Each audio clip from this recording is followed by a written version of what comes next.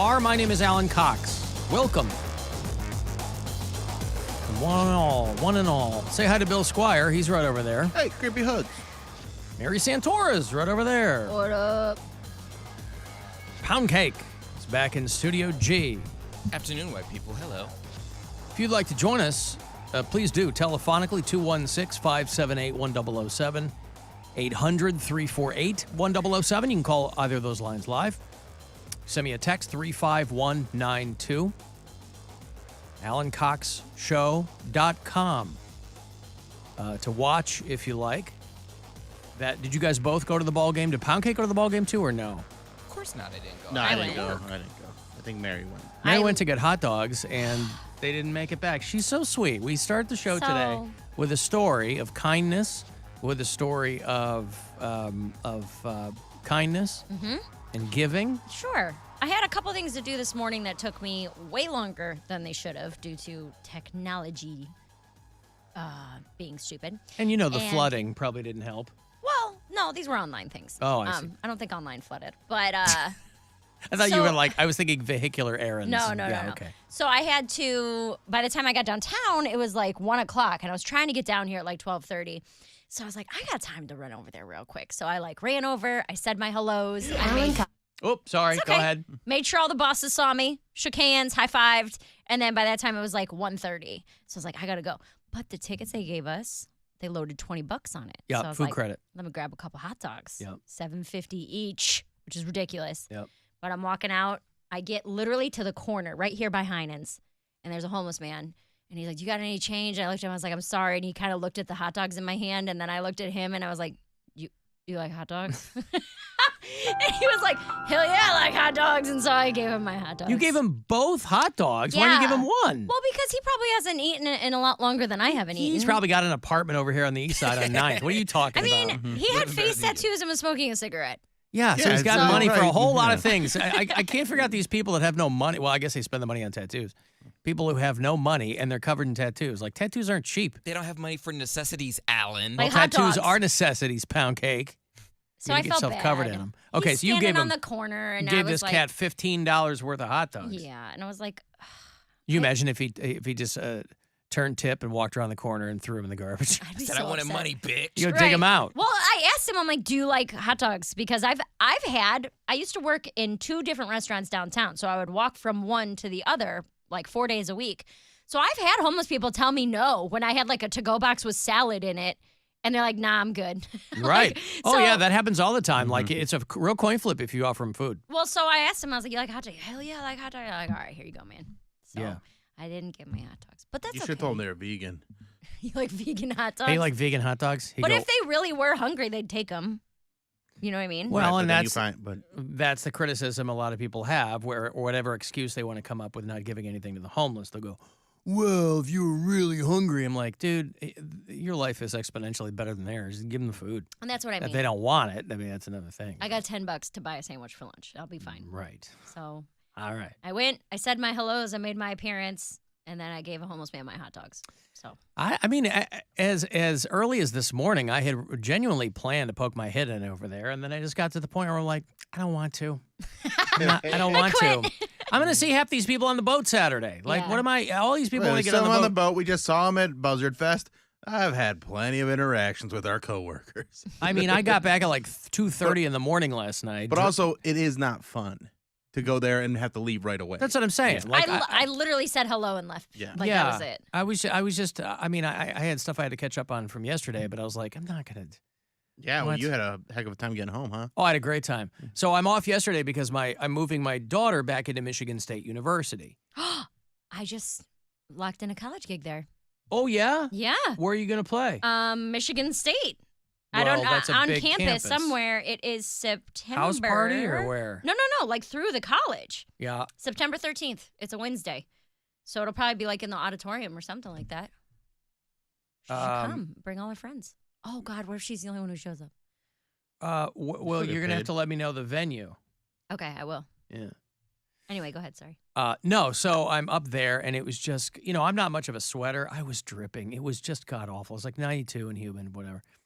And so we're moving her in or whatever, and then I I see my son, and we go over to. He's got a new apartment, so I go over to see that, and we go and we get a bunch of stuff, cleaning supplies or whatever for the apartment. So those things are long, long days. The move-in days, just long days. And on the way back, and so Gwen starts texting me. We have a friend in from Denver staying with us for a few days. We haven't seen her in a minute. She's from Medina, but she's been living in Denver for a long time.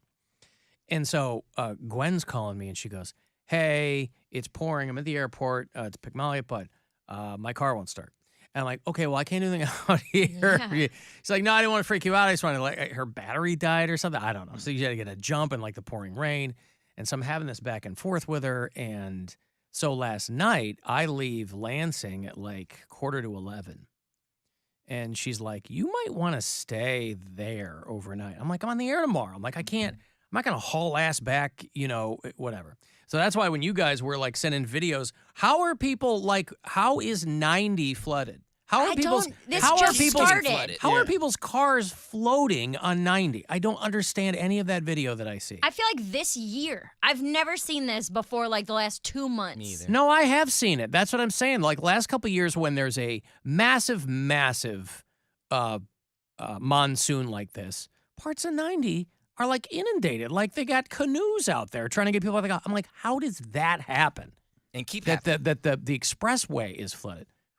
So anyway, so you're sending me those videos. I'm like, is it still that bad? Because I'm, there was nothing going on like that in Michigan. But then as soon as I got to Toledo, it was just a monsoon all the way to where I got off the turnpike. Ugh. So I'm going like 35. There's just like horizontal lightning all around me, and there's semis pulled over, and it was a hairy, boy. It was a wild scene for a good 90 minutes out on the Ohio Turnpike last night. We were doing the show, the Wednesday contest at East End, and usually when the weather's nice, we'll do it outside on the patio. Obviously, it was raining, so we do it inside, and then the rain came down so hard and so fast. That's why everything was flooding, just because it was such a cloudburst and like a torrential downpour for a good long time, and so the patio flooded and was flooding into the room that we were doing the comedy in. That's fun. Yeah, and then the guys that helped me do the contest, the Boogered Up podcast guys, they live out in Clyde, which is out near Sandusky, and so they had to drive back home in this. And I was, On 90? Yeah, on 90. So I was like, "Did you guys get stuck in this?" They're like, "No, we didn't get stuck in anything, but it was the craziest drive home we've ever had." Like, that was the craziest weather they said they'd ever driven through. Well, at least Just 'cause going. it was so, that rain was just incredible. Well, with the storm moving east, but if Yeah. they were going west, it might have been a little bit better. But Right. but probably not. But they were much. driving into it, basically. Driving into it. Well, and plus I got caught. I think what I got caught in primarily was a storm that was coming due south. Yeah. So it was weird because literally by the time I got off the turnpike, I get off out near Sheffield Lake or whatever to go home. It was nothing. It was like down to sprinkles. So I'm like, okay, well I missed, but it was like 2:30 in the morning or whatever. But it was a wild scene. And then I'm taking the little one to school this morning, and there's a house a few blocks away from us. Giant tree from their backyard fell into their house. Oh, no. Sliced the roof. Like when you put a giant knife into a piece of cake, it just sliced. This massive tree is like through their house. I'm like, oh, that sucks. Was the house cake? Huh? Was the house cake? It wasn't. No. No. Dang it. Because we stopped to look. It was not cake. No, it was house. Oh man. Yeah, that show, Cake or House, Yeah. on Netflix. This was House. And it was It's an expensive show to make. very expensive. Knocking over trees and all houses. Yeah. And you think it'd be expensive to make the houses, but making a cake that big is Yeah. really expensive A too. lot of flour. Yeah. Well, it's worth it to fool all of those Yeah. C and D level celebrities. I've got to take a break here. I hope you're dry because, boy, we are going to get wet. Today and who knows. So we'll take a break. 35192 if you want to text, and we'll be back. The Alan Cox Show. On our free iHeartRadio app and your favorite smart device. Just tell it to play the Alan Cox Show on iHeartRadio. Hey, it's Rover. You've waited all year, and the time has finally arrived. College football is back, and so are the traditions, the tailgates, and the great offers from DraftKings Sportsbook. Right now, new customers can score $200 $200 in bonus bets instantly when they bet just $5 on any college football bet. DraftKings is safe, secure, and reliable. You can deposit and withdraw your cash whenever you're ready. Anything can happen in college football. Your team could go from unranked to dynasty mode in just a couple of years. Kick off the season with DraftKings Sportsbook. Download the app now and use code BUZZARD. New customers can score $200 in bonus bets instantly when they bet just $5 on any college football bet. Only on DraftKings Sportsbook with code BUZZARD. 21 and older. Gambling problem? Call 1-800-GAMBLER. Physically present in Ohio. Bonus bets expire 7 days after issuance. Eligibility and deposit restrictions apply. Terms at sportsbook.draftkings.com/football terms. If there's anything better than getting a few of your favorite things from McDonald's, it's getting a few of your favorite things from McDonald's for less in the McDonald's app. Delicious. Now get 4 for $5 when you order and pay in the McDonald's app. Choose a tasty McDouble or savory McChicken plus 4-piece McNuggets, small fries, and medium soft drink for only $5. Ba-da-ba-ba-ba. Valid once per day through 10/29/23 at participating McDonald's. Must opt into rewards. Plus tax and fees with approved credit. Some models excluded. See dealer for details. Corvette excluded from GM employee pricing. Expires 8/31/23. A massive heat wave is coming. Be prepared for the lowest prices on new and used Chevys in a 100-mile radius of Stowe. Plus, we honor GM employee pricing for those that qualify. I'm Chris Meyerhofer, and while other dealers are saying no, we say yes. The heat wave